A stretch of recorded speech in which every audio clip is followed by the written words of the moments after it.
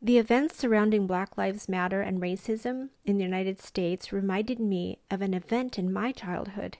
It caused me to reflect on this story. We had explored the wild beauty of North Idaho and the Canadian Rockies with mi tío Carlos and mis abuelitos from Mexico.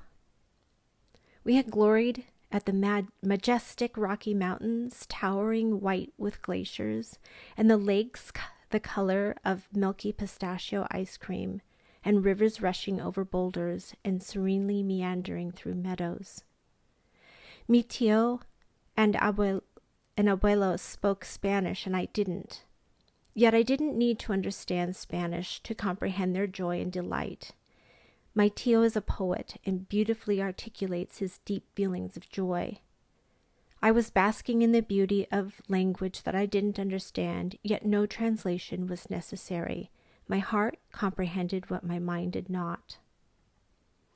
We sat in the dining room at the Coeur d'Alene Resort with the sweeping view of the lake and surrounding mountains, enjoying conversation and a delicious meal, when suddenly there was a disruption. A man had stood up and was shouting, jarring the loveliness. We were stunned into silence at this outburst of rage. In the midst of the majestic beauty of North Idaho dwells hatred in the form of white supremacy. People that believe that brown and black people should not be, at least not in North Idaho. I heard the man shouting, telling us to go back, to leave this place of majesty and beauty.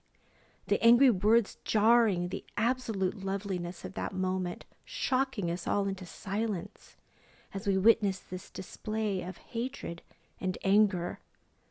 There was a commotion and the man stopped. The shouting was quieted. Yet our hearts were pounding after the display of hatred and rage from that man. The voice of mi tío Carlos broke the silence. Pobrecito, poor little man. He lives among such glorious beauty, yet he is so angry. My uncle in that moment empathized, held space of compassion for one who was enemy. He saw that man with eyes of love and understanding as one sees a child in a rage. I learned something that day, deeper than Lake Pend Oreille, something greater than the Canadian Rockies. I learned compassion even for those that have hatred towards myself and my people.